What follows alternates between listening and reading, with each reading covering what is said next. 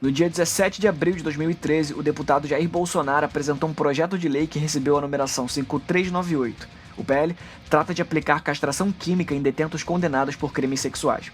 Há quem diga ser contra, afinal, Bolsonaro é um fascista, machista, guitarrista e não se pode concordar com nada que ele diz.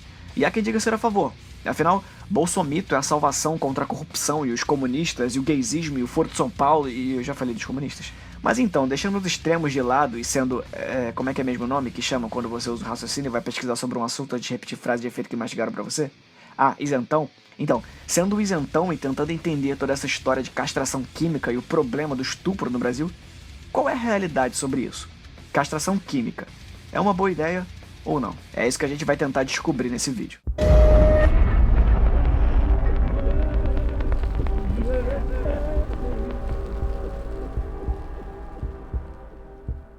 Como você já deve ter percebido, esse vídeo ficou bem longo, por isso eu peço encarecidamente que assista até o final. Pode comentar no vídeo, eu vou ficar muito feliz em ouvir a sua opinião, mas se for opinar sobre o tema do vídeo ou sobre qualquer coisa que eu falei, por favor, assista até o final. Esse é o vídeo com mais links e referências da história desse canal e deu bastante trabalho fazer.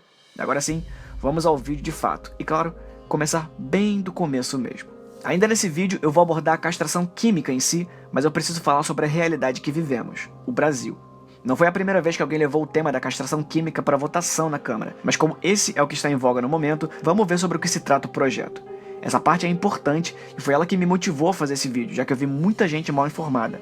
Ninguém tem simpatia por estuprador, e quando se fala em castrar um cara que violentou uma mulher, é claro que rende aplausos. Só que o projeto proposto na Câmara não é exatamente o que você está pensando. O PL 5398 tramitou pela Câmara até ser devolvido pela CCJC. A mesa diretora da Câmara pediu o arquivamento do projeto. Em fevereiro de 2015, Bolsonaro foi lá e pediu o desarquivamento. A mesa aceitou e enviou mais uma vez para a CCJC. O projeto segue para mais um arquivamento. Preste atenção que essa parte agora é a mais importante do vídeo. Tentar entender de fato o que esse projeto de lei diz. Ele propõe mudar a lei de crimes hediondos e o artigo 83 do Código Penal, em relação ao que diz respeito aos artigos 213 e 217-A, os dois artigos que tratam de crimes sexuais. O artigo 213 determina a punição para aquele ou aquela que por violência, ameaça ou constrangimento force alguém a transar ou praticar qualquer outro ato libidinoso. É sempre bom registrar que não é necessária penetração para ser condenado por estupro. Pelo menos é assim que está na lei. O artigo 217-A é quase a mesma coisa, mas aqui se refere a menores de 14 anos, pessoas com deficiência mental, enfermidade ou qualquer outra razão que impossibilite resistência. Uma criança, por exemplo, se o estuprador conseguir provar, entre muitas aspas, que ela disse sim, isso não serve de nada, porque a criança não é considerada apta a responder por si mesma. Então esse sim dela não vale. Ou seja, se a pessoa é incapaz de dizer não, você não pode assumir que ela disse sim. Tudo se resume a consentimento. Simples, não? Então, não é. E vamos discutir isso mais pra frente. Como eu falei, assiste esse vídeo até o final. Agora, o artigo 83 é o que trata de liberdade condicional. E esse artigo é o ponto-chave para a alteração. Esse artigo determina que um juiz pode conceder liberdade condicional a um indivíduo dependendo de certas condições. Obviamente que quanto mais grave é o crime, mais rígidas são essas condições. Mas até mesmo alguém que cometeu um crime hediondo, como estupro, por exemplo, teria direito à liberdade. Basta apenas que tenha cumprido mais de 2/3 da pena, ter bom comportamento, não ser reincidente, ou seja, não ter estuprado antes, e o juiz, é claro, entender que ele não corre o risco de repetir o crime, que ele não representa mais o mesmo perigo à sociedade. Estando isso estabelecido, vamos ver o que passaria a valer se esse projeto fosse aceito. As penas aumentariam alguns anos. Estupro seguido de morte, por exemplo, hoje dá de 12 a 30 anos de cadeia. Com essa lei, a pena mínima seria de 18 anos. Estupro de menores de 14 anos hoje dá de 8 a 15 anos de cadeia. Com a lei do Bolsonaro, passaria a dar de 12 a 22. Na descrição tem todas as fontes, inclusive o texto da lei, onde você pode ver a alteração de cada pena. A parte importante para esse vídeo é que passaria a valer o seguinte: para o condenado por crime doloso cometido com violência ou grave ameaça à pessoa, a concessão do livramento ficará também subordinada à constatação de condições pessoais que façam presumir que o liberado não voltará a delinquir. E nos casos dos crimes previstos nos artigos 213 e 217-A, só poderá ser concedido se o condenado já tiver concluído com um resultado satisfatório tratamento químico voluntário para inibição do desejo sexual. Ou seja, o cara não sai na rua antes de cumprir toda a pena se não receber o que chamam de castração química. Mas afinal, O que é isso? A pessoa que passa por esse procedimento recebe uma dose de um fármaco que cortaria o seu desejo sexual. Em alguns casos, o acetato de medroxiprogesterona, como é nos Estados Unidos. Eu já vou falar sobre a outra droga utilizada no processo. Mas essa coisa de nome gigante e complicado é basicamente um anticoncepcional. Aliás, você sabe como funciona um anticoncepcional? Em resumo, quando a mulher está grávida, ela libera uma descarga de progesterona, hormônio que ajuda a dar segurança e manutenção a todo o processo de gravidez. O que o anticoncepcional faz é criar essa descarga artificialmente para o corpo dela achar que já está grávida e fechar a fábrica. Na mulher, ele impede que ela engravide. E às vezes causa depressão, trombose, náusea e perda de cabelo, mas eu não vou discutir os efeitos colaterais agora. No homem, funciona como um inibidor de testosterona. É um hormônio artificial, lembra? Fora dos Estados Unidos, como na Ásia e na Europa, costuma ser utilizado o acetato de ciproterona. Tem efeito similar ao que eu citei anteriormente, mas esse é mais interessante porque também é utilizado no tratamento hormonal de mulheres transgênero.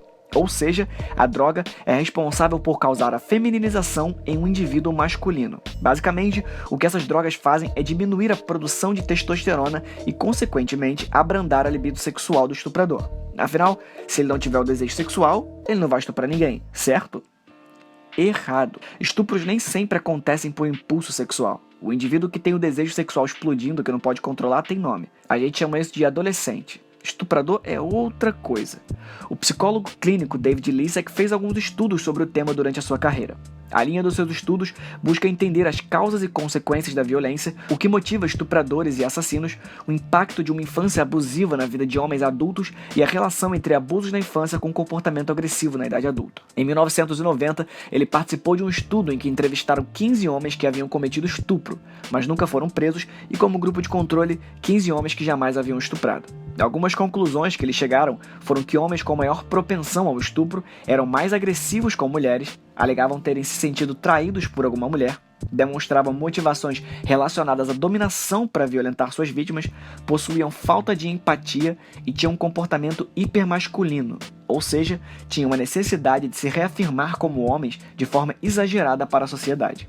Você consegue comprar o PDF desse artigo acadêmico e que David Lissek é coautor por $11,95 no site da Associação Americana de Psicologia. O link está na descrição.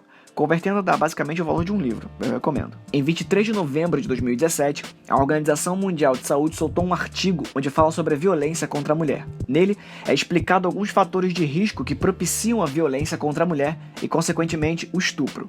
São eles: níveis baixos de educação, histórico de maus tratos na infância, transtorno de personalidade antissocial, ou seja, o isolamento da família e de amigos causado pelo parceiro ou não, alcoolismo, normas sociais que privilegiam homens em detrimento de mulheres e baixo acesso a trabalho remunerado.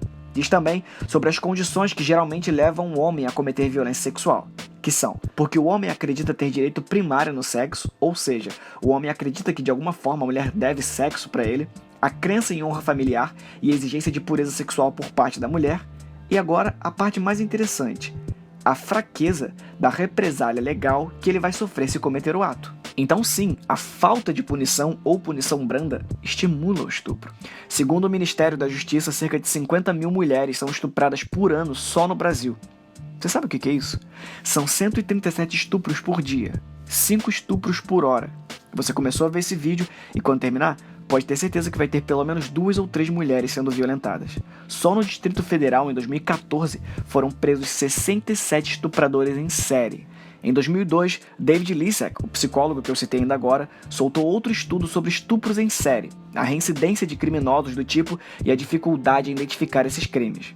No artigo, você encontra detalhes da análise de 1.882 homens avaliados por violência interpessoal. Desse grupo, 120 já tinham cometido estupro, mas não sofreram quaisquer consequências legais. A maioria deles violentou mulheres e crianças mais de uma vez. A média de casos de estupro entre eles era de 5,8 para cada estuprador. No documento, eles discutem formas de prevenir e identificar esses crimes. O psicólogo Martin Dunhall, formado na American College of Psychiatry, uma das faculdades mais respeitadas em psicologia no mundo, escreveu um artigo sobre a violência sexual contra mulheres dentro do exército e como um ambiente hierarquizado propicia esse comportamento. Então, a ideia é que a produção de testosterona está relacionada ao estupro, porque o hormônio estimula esse comportamento hipermasculino de dominação e não por causa do desejo sexual em si.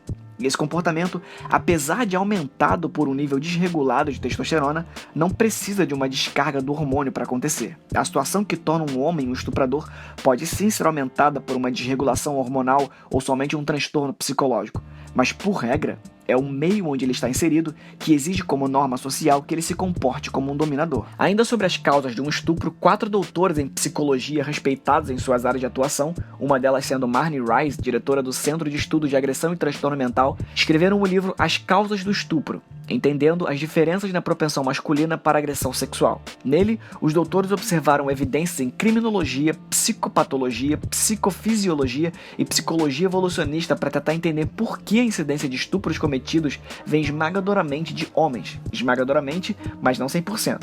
Mulheres estupram também, mas calma que eu já vou chegar lá. A abordagem feita aqui traz alguns estudos sobre o estupro através das culturas e como o estupro é observado em animais. Por exemplo, não existem registros fora da espécie humana de estupros por parte de uma fêmea contra um macho. E em geral, o estupro é usado como meio para aumentar a reprodução de um macho em desvantagem. O que nos traz a uma questão inconveniente. Talvez o estupro não esteja totalmente relacionado só a uma hierarquia social que coloca homens em cima e mulheres embaixo. Talvez essa hierarquia em si seja na verdade fruto da seleção natural. Essa ideia se popularizou depois do livro A Natural History of Rape, Biological Base of Sexual Coercion, ou em português, Uma História Natural do Estupro, Base Biológica da Coerção Sexual, escrito no ano 2000 pelo biólogo Randy Thornhill e o antropólogo Craig T. Palmer. Sociologicamente, psicologicamente, tudo indica que o estupro está relacionado com a ideia de subjugar e dominar outro ser humano. Mas a proposta do livro é atestar que a causa do estupro é um desvio sexual, e encontramos evidências disso quando estudamos na biologia, mais especificamente nas ideias propostas por Darwin. E apesar de existir uma vasta literatura que refuta essa afirmação, o livro possui dados muito interessantes que acrescentam essa discussão. Eu disse que isso é uma questão inconveniente, porque se entendermos que o estupro tem causa biológica, então tecnicamente o estupro seria algo natural, com muitas aspas, e fica difícil condenar socialmente algo que é natural. A maior crítica ao trabalho dos caras é que eles fazem afirmações meio esquisitas comparando animais não humanos com humanos em si. Outro fato a se apontar também é que Thornhill é um biólogo respeitadíssimo nos seus estudos sobre insetos. Isso vai ser importante daqui a pouquinho, peraí. Etologia, o estudo do comportamento social entre as espécies, é outra coisa. A abordagem dos autores é de que o estupro seria um mecanismo evolutivo, assim como em The Cause of Rape, que propõe a violência sexual como uma forma de machos conseguirem copular. Segundo os autores de A Natural History of Rape, essa lógica se aplicaria não só a alguns machos de outras espécies, mas também ao ser humano. Uma mulher atraente, com seios e bunda grandes, é vista como mais fértil, logo, uma melhor vítima para ser fecundada à força e reproduzir a espécie. Há também uma relação com a história filogenética da espécie, ou seja, os antepassados nessa árvore evolutiva com comportamento sexual mais ativo ou mais violentos tendem a passar essa característica para frente, perpetuando práticas sexuais do tipo, já que os machos que não deveriam procriar e passar o seu código genético para frente só conseguem fazer isso por meio da violência sexual. Uma evidência para isso seriam as moscas Panorpa vulgaris. Para você ter uma ideia, o inseto tem um órgão que serve só para estuprar. Se a fêmea recusa os cortejos, ele aprende com uma espécie de pinça que possui no abdômen e força a cópula. Aparentemente, essa pinça não tem nenhuma outra função que não seja dominar a fêmea. Só que outro erro dos autores é tratar o sexo como um mero meio reprodutivo, o que de fato não é. É por isso que falamos de relação sexual. O sexo não tem como função única a reprodução, mas também é uma questão social, é mais uma maneira de nos relacionarmos. Não dá para comparar ao pé da letra moscas com seres humanos. Assim, o estupro não é somente um desejo sexual violento, mas uma forma de violência através do sexo. Mas uma coisa precisa ser levada em consideração. A forma como a mente masculina lida com o sexo é diferente da forma como a mente feminina lida. Quando analisamos a história evolucionária do Homo sapiens, fica claro que o homem está predisposto a lidar melhor com o sexo impessoal. Isso significa que o homem tem a tendência a ignorar indicativos emocionais para a recusa do sexo. Isso tem relação também com o fato de que após a reprodução, a responsabilidade parental é praticamente toda da mulher. Resumindo de forma meio boba, mas é como se o homem estivesse mais preocupado em passar o seu código genético para frente engravidando alguém e a mulher em criar um bebê saudável. Em The Cause of Rape, que eu citei ainda agora, os psicólogos apontam mais uma vez que quanto menor a probabilidade de ser punido, maior é a chance do criminoso violentar uma mulher. Então, se é um meio que propõe uma hierarquia e a reincidência no estupro tem causa social antes de ser biológico, vivemos uma cultura do estupro. É verdade essa história? Pois é, na Arábia Saudita tem até lei que protege o estuprador. Isso é uma verdadeira cultura do estupro. Aqui no Brasil, todo mundo sabe o destino de estuprador quando vai parar na cadeia. Até o cara que invadiu a favela vizinha, fez uma chacina, arrancou a cabeça de um ser humano a golpes de faca e bebeu sangue, vai olhar para o estuprador e dizer: esse cara é um monstro e precisa morrer. É óbvio e evidente que o estupro não é moralmente aceito no Brasil. Será mesmo? É por isso que vamos começar agora o quiz do estupro. Vamos fazer uma brincadeira muito legal agora, galerinha. Vai ser assim, você pega papel e caneta e responde as perguntas que eu fizer, ok? Vamos lá, eu vou contar 5 historinhas pra vocês. São situações que acontecem diariamente e tudo que você precisa fazer é responder se é estupro ou não é estupro. A Maris Cleide tá voltando do trabalho.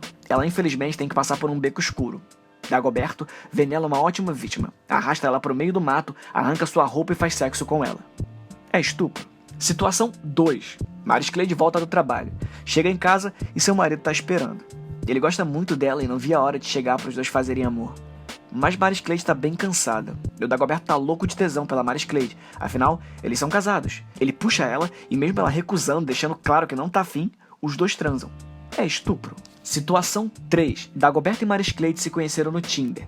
Papo vai, papo vem, os dois saíram. Deram os beijinhos depois do convite pro motel. Lá estavam os dois em um belo quarto caro. E quando Dagoberto estava a ponto de bala, sabe-se lá por que a Maris Cleide não se sentiu confortável. Ela simplesmente desistiu, deixou o cara na mão. Dagoberto ficou bastante irritado e começou a gritar, ficou até um tanto agressivo. E ele falou que não ia ficar assim e que não é otário, claro. A Maris Cleide ficou com medo e os dois acabaram transando. É estupro. Situação 4. Dagoberto se aproximou de Maris Cleide numa balada. Ele pagou uma cerveja pra ela e incentivou que ela bebesse. Ele tentou dar um beijo nela, mas ela recusou.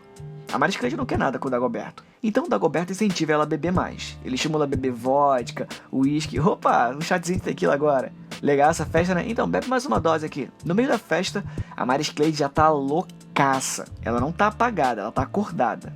Mas fica evidente pela falta de equilíbrio dela e pela forma tortuosa como ela se expressa que a embriaguez deixou ela em um estado alterado. Dagoberto leva ela pro banheiro e os dois transam. É estupro. Sabe o que a Maris Cleide quer, Maralberto? Ela quer uma orgia. Ela foi lá e deu pra 15. Fizeram uma fila e foram um atrás do outro pegando a Maris Cleide. Só que o 16º da fila é o Dagoberto. E justo quando chega na vez dele, ele percebe que a Maris Cleide apagou. Ela desmaiou. Seja porque usou droga, porque estava cansada ou acordada há muito tempo. O que importa é, Maris Cleide foi tirar uma soneca. Só que, cá entre nós, ela já deu pra 15. Mas Dagoberto foi lá mesmo assim e transou com a Maris Cleide. É estupro. Pois é, falando sério agora, se você acha que não foi estupro em qualquer uma dessas situações, você tá muito enganado. O estupro é e sempre vai ser moralmente condenável. O que existe no Brasil não é necessariamente uma cultura do estupro, mas sim uma má informação da população a respeito do que é consentimento. Para exemplificar melhor, eu vou usar os exemplos que eu dei. Situação 1 é o exemplo clássico de violência sexual, e eu coloquei para causar essa reação de choque mesmo, de é claro que é estupro, né, Felipe? Eu não sou idiota. Qualquer imbecil sabe o que é estupro. Situação 2. Ser casada ou namorar com alguém não é consentimento. Não é porque você costuma ir na minha casa que você pode entrar na hora que quiser sem a minha permissão. Situação 3. Consentimento não é uma regra vitalícia e pode ser alterada a qualquer momento, inclusive no meio do sexo. Se o homem ou a mulher quiser parar no meio e entender que não está mais confortável, aquele consentimento foi retirado e qualquer tipo de ato ou coerção a partir dali é estupro. Como homem, eu ficaria muito puto se isso acontecesse, mas sabe o que eu poderia fazer a respeito? Nada, porque eu estaria cometendo um crime. Situação 4, onde a polêmica começa. Consentimento só vale se a pessoa estiver gozando da sua plena consciência. Você lembra que eu li lá na lei, né? Se você propositalmente ou não altera o estado de consciência de uma pessoa para que ela te dê algo que você quer, é crime. Mas Felipe, foi a menina que escolheu o bebê, ela tem que ser responsável pelas coisas que faz. Ok, depois a gente discute isso. Não importa quem alterou a consciência da outra pessoa, seja no sexo ou em qualquer outro aspecto. Se alguém está em um estado alterado, uma pessoa de boa índole não se aproveita da fragilidade mental de alguém. Principalmente porque no exemplo que eu dei, o rapaz sabia que sóbria ela não consentiria. Situação 5. Ah, Felipe, mas a menina já tinha dado pra 15 antes. Tudo bem, mais uma vez, o que está em debate aqui não é a promiscuidade da mulher. E se ela está desacordada, não interessa o contexto em que ela está inserida.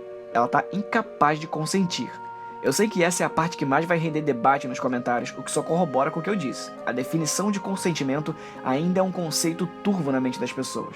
Se você é novo no canal, fica o aviso de que não pode xingar um amiguinho, ok? Aqui todo mundo comenta com racionalidade. Eu tô louco pra ler os seus argumentos e sem paciência pra ler os seus insultos. Pra gente ir pro próximo tópico, eu vou dar uma sexta situação pra você refletir sobre o quão complexa é essa discussão sobre consentimento. Dagoberto conheceu a Maris Clay, mostrou pra ela o seu helicóptero, seus investimentos, seus carros, seus iates.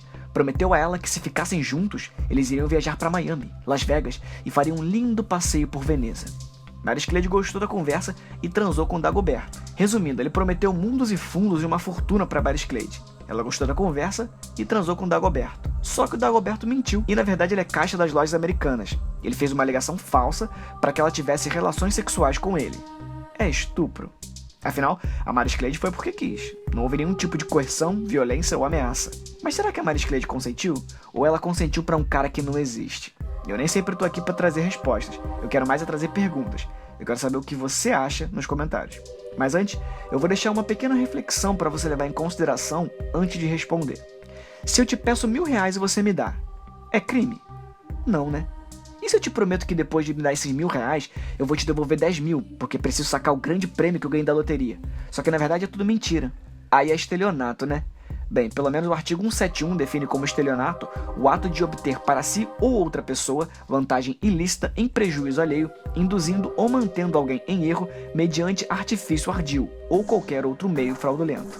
Como nos tempos de escola, justifique sua resposta. Esse exemplo que eu acabei de dar é interessante porque realmente quando se compara com o primeiro lá onde a mulher é arrastada para o meio do mato, parece até bobo. É complicado dar a mesma nomenclatura pesada de estupro para dois casos tão discrepantes, onde seria uma conduta duvidosa querer traçar algum paralelo no trauma que essas duas situações causam. Eu não acho que se uma mulher chegasse em uma delegacia fazendo essa alegação e dizendo que é estupro, ela seria ouvida. Mas David Lizak fez uma crítica interessante. Se você pega o depoimento da vítima, depois o depoimento do acusado, e simplesmente lava as mãos porque ambos são conflitantes entre si, ou então não aceita o depoimento de uma vítima porque ela estava embriagada sob efeito de drogas ingeridas por ela ou pelo acusado, basicamente, você está dando passe livre para o criminoso. Então, o depoimento da mulher tem que ser prova fundamental em um caso alegado de estupro. Mas aí a gente entra em outra questão complicada. Sabe o David Lizak? Pois é, vamos falar dele de novo, porque é dele outro artigo acadêmico que trata justamente das falsas acusações de estupro, e nele é citado que de 2 a 10% de todas as acusações de estupro que acontecem anualmente são falsas. Esse artigo tá de graça no Web Archive, e você demora menos de 40 minutos para ler ele todo, tá na descrição também. Só para deixar registrado, por alegação falsa, é contabilizado os registros em que foram encerrados de forma inconclusiva, ou seja, que não houve qualquer prova contundente que atestasse o estupro como real. 2 a 10% é um número que pode parecer pequeno visto de fora, pelo menos até você ter a sua vida destruída pra sempre porque alguém decidiu te acusar de algo que você não fez. Não é como acusar que você roubou uma caneta do escritório. Sabe aquilo que eu falei a respeito de como o estuprador é visto socialmente? Então, como diria o Papa, o som de uma árvore caindo é bem maior do que uma floresta inteira crescendo. Tem 1000 para expor um estuprador e uns 2 ou 3 para reiterar a inocência de alguém acusado injustamente. Temas graves assim jamais conseguem ser recolhidos. Não dá pra fingir que tá tudo bem quando uma mulher faz uma alegação falsa de estupro. Isso é péssimo pro inocente que passa por todo um processo destrutivo sem qualquer razão e péssimo pras mulheres, porque cada alegação falsa de estupro é usada como barreira pra descredibilizar um depoimento possivelmente real. Não interessa de que lado você tá. Não dá pra passar pano pra acusação falsa de estupro e fingir que não tem nada demais. E claro, não é porque existem alegações falsas de estupro que seria correto não considerar o depoimento da suposta vítima como prova. Porém, não é porque a dificuldade de resolução desses casos é grande que é correto colocar pessoas inocentes à margem de depoimentos falsos.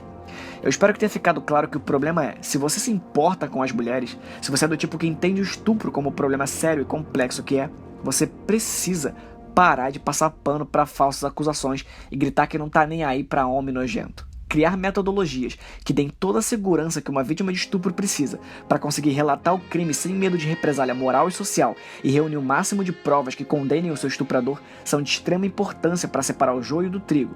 E quem usa um artifício que deveria proteger as mulheres como arma de vingança deveria ser rechaçada pelas próprias mulheres. Maus tratos a animais é sempre condenável. Gatos e cachorros geralmente são as maiores vítimas de maus tratos. Mas eu duvido que se você vir um koala sofrendo violência vai rir e falar mas quase não tem koalas sofrendo violência, eu não dou a mínima para esse koala. Nunca se deve tratar a exceção com a mesma intensidade que a regra. Mas também não é honesto tratar as exceções com desprezo. como por exemplo quando alguém diz que mulheres também estupram. O registro de mulheres praticando violência sexual contra homens é escasso, e até faz sentido que o assunto cause tanta polêmica, já que é difícil mesmo conjecturar uma mulher estuprando um homem. Principalmente se você parte do princípio errado, que já foi explicado aqui, de que o estupro tem relação direta com o desejo sexual. Sabe aquele papo de que o homem é sempre um estuprador em potencial só porque tem pênis?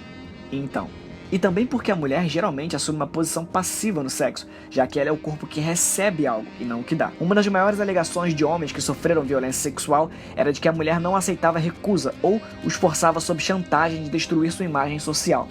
Lembra dos exemplos que eu dei um pouco antes sobre consentimento? A própria lei brasileira reconhece sexo sob chantagem como estupro, e eu acredito que deva se lembrar também dos dados que indicam que a falta de punição estimula a reincidência do crime. E claro, é bom lembrar também que a maioria das vítimas masculinas de estupro sofreram violência pelas mãos de outro homem. Nicola Fisher, da Universidade de Kent, na Inglaterra, escreveu um artigo onde discute o porquê de casos de violência contra homens não receberem reconhecimento, além do motivo óbvio de números pouco expressivos. Neste artigo, ele cita um estudo de 1988 da psicóloga Cindy Struckman Johnson, em que, ao entrevistar 355 moças estudantes, 2% alegou ter forçado um homem a transar com elas. Cita também outro estudo de Sean Christopher Shea, psicólogo famoso por sua linha de estudos na prevenção de suicídio, em que, ao entrevistar 171 estudantes, 19% já tinha utilizado agressão verbal para forçar um homem a transar com ela e 1,2% afirmou ter se utilizado de agressão física com a mesma finalidade. E mesmo citando esses e vários outros estudos, ele critica a metodologia de pesquisa, já que geralmente o pouco estudo sobre o tema considera apenas penetração como violência sexual, enquanto outros estudos a respeito de homens estuprando mulheres consideram da forma correta qualquer ato sexual, como beijos e o ato de tocar as partes íntimas. Violência sexual, por regra, acontece do homem para a mulher e do homem para outro homem. Mas mulheres também cometem esse crime, seja contra homens ou contra as próprias mulheres, ou pior, contra crianças. E não podemos fingir que exceções não existem quando se pensa em uma lei. E é isso que traz outro questionamento a respeito desse projeto de castração química. Por exemplo, como você aplica a condicional para Andreice? Ela foi presa em 2016 por violentar uma menina de 9 anos em Manaus. Dá um anticoncepcional para ela e coloca na rua? Será que dá para castrar quimicamente uma mulher? Quando administrada em mulheres, as drogas da castração química causam perda de cabelo, perda de massa muscular, aumento dos mamilos, enfraquecimento dos ossos e descoloração dos lábios. Mas e a libido sexual? Aparentemente diminui sim a vontade de transar, mas a pesquisa nessa área é tão escassa que não dá para chegar a uma conclusão exata. Um estudo de 2009, por exemplo, sugere que a castração química em mulheres inclusive pode causar um transtorno de desejo sexual hipoativo, e a frustração emocional pela baixa libido pode piorar a mente de alguém que sente prazer em violentar uma pessoa. Uma mulher quimicamente castrada pode ser até mesmo um perigo maior. Se depois de tudo isso você ainda acha que vale a pena arriscar a castração química, vamos falar de política. Por que essa medida pouco eficaz não é uma boa ideia para o Estado e por que ela provavelmente nunca vai passar? O tratamento de castração química deve ser administrado a cada 3 meses e a dose custa entre 2 e 3 mil reais. Sim, 3 mil reais saindo do seu bolso para cada estuprador que for colocado na rua. Aí ele vai numa farmácia, paga menos de 20 reais num genérico do Viagra e consegue ter uma ereção na hora que quiser, já que a sildenafila estimula a dilatação dos vasos sanguíneos da região da virilha e apesar de a testosterona e a libido serem essenciais para que se mantenha uma ereção, é possível produzir uma utilizando o remédio. Fora o fato que eu citei que o cara não precisa do pênis para poder estuprar alguém. Existem algumas evidências de que o número de reincidência no caso de crimes de violência sexual é muito menor entre aqueles que passaram pelo procedimento da castração química. O Bolsonaro inclusive cita alguns deles ao final do projeto, na parte em que justifica sua proposta. Eu tenho um vídeo aqui no canal chamado 83% das estatísticas não servem pra nada. Eu recomendo que você assista, tem um link na descrição. Se você já assistiu, vai entender melhor por que esse dado não é tão confiável assim. De qualquer forma, eu explico. O processo da castração química é aplicado em presos que já cumpriram boa parte da pena, possuem um bom comportamento e demonstram pessoalmente não ser mais um risco à sociedade. Ou seja, o cara já demonstra melhorias antes do procedimento. Como é que dá pra confiar que o que impede ele de estuprar novamente é a química do corpo e não qualquer outro motivo que o tenha feito demonstrar as melhorias? Seja porque quis, seja porque quer mudar de vida ou porque tem medo de passar por tudo de novo e a punição na cadeia funcionou. A proposta do Bolsonaro é muito boa no que tange ao aumento da pena para crimes sexuais. A parte da castração química é que torna a situação do projeto pouco favorável. Isso ajuda esse projeto jamais ser aceito. Tá, mas o que você sugere então, ô Felipe Sabichão? Ok, deixa eu dar minha proposta. Sem condicional para crimes hediondos. Não tem que ter pena frouxa para quem comete estupro, latrocínio, sequestro, terrorismo. Não dá pra comparar um moleque que bate carteira com alguém que comete um crime hediondo. Mas o homem ou a mulher que violenta alguém, que tortura, que sequestra, tem que ir em cana ciente de que não vai ter negociação. Se pegar 18 anos, é 18 anos e acabou. Resumindo, o estupro tem inúmeras motivações, mas o desejo sexual não está no topo da lista, e a prevenção e punição para esse tipo de crime ainda é assunto muito complexo e não vai mesmo ser resolvido na canetada. Já era pra gente estar há muito tempo aplicando políticas de saúde e segurança para evitar que esse tipo de crime aconteça, mais do que para evitar que ele aconteça de novo. Se te falarem que o homem estupra só porque tem vontade de transar, mentiram pra você. Mas se te falaram que o estupro é só sobre dominação, mentiram pra você também. E é isso que nos leva de volta ao ponto inicial. O projeto de lei proposto pelo Bolsonaro. Ele vai resolver o problema do estupro no Brasil? Absolutamente não. Não vai chegar nem perto disso, porque a castração química não atinge a estrutura de dominação, que é o que atrai o criminoso. Mas em casos raros, o estupro também acontece por motivação sexual. São 50 mil estupros a cada ano. Se uma lei conseguir impedir que uma única mulher não seja estuprada, eu já fico feliz. Mas Felipe, um estupro para 50 mil por ano é pouca coisa. Eu sei que matematicamente é pouca coisa, mas para essa mulher estuprada, significa a vida dela. E é de uma crueldade sem tamanho colocar motivação política ou ideológica quando se trata da vida humana. A condicional para crimes hediondos já existe, e o estuprador pode sair da cadeia de uma forma ou de outra. O projeto é mal formulado e não muito funcional, mas eu acredito que de alguma forma, no fundo, ele é bem intencionado.